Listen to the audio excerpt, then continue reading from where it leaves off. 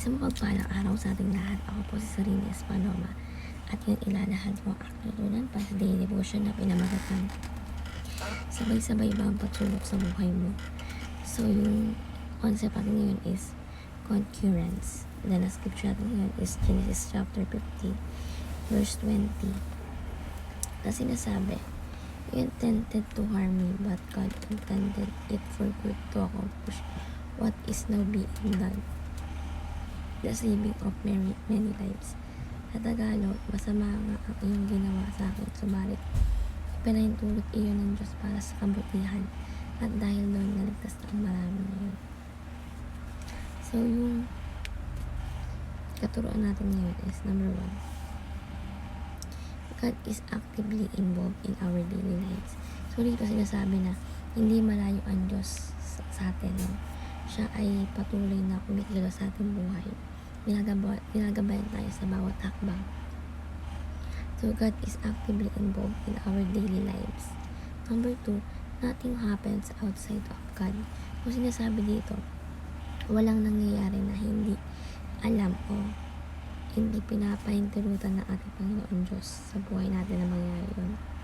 Lahat ng bagay ay nasa ilalim ng kanyang kapangyarihan at kapamahalaan. So, nothing happens outside of God. And number 3 is, God is actively working even through evil. So, kahit may masamang pangyayari na dumating sa atin, kaya itong gamitin ng Panginoon Diyos para sa kanyang mabuting layunin. So, God is actively working even through evil. So, bilang application natin, no? Number 1,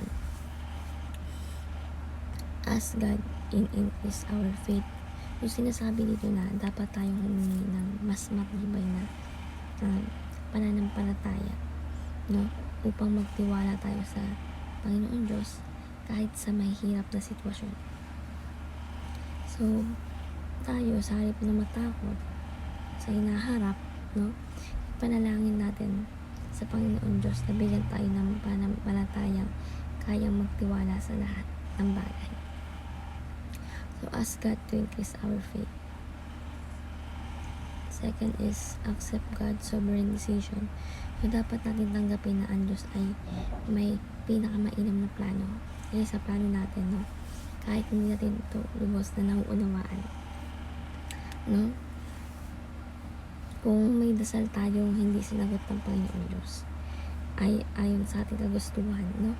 Dapat nating paniwalaan na may mas mabuting plano o mas magandang plano ang Panginoon Diyos, kaya hindi niya yun binigay sa atin. So, accept God's sovereign decision. And lastly, actively cooperate with God. So, hindi sapat ang basta maghintay ka lang sa kilos na Panginoon Diyos. Kailangan din natin sumunod sa kanyang kalooban, no? O alam natin tinatawag tayo ng Panginoon Diyos upang maglingkod sa iba. Dapat tayong kumilos at gawin ng kanyang ipinapagawa sa atin. So, actively cooperate with God. So, ayun lamang ang aking tingnan sa daily devotion. Naway maituan kayo, may share sa iba at syempre mapay sa ating buhay. Thank you po sa pagkinig at God bless po sa ating lahat.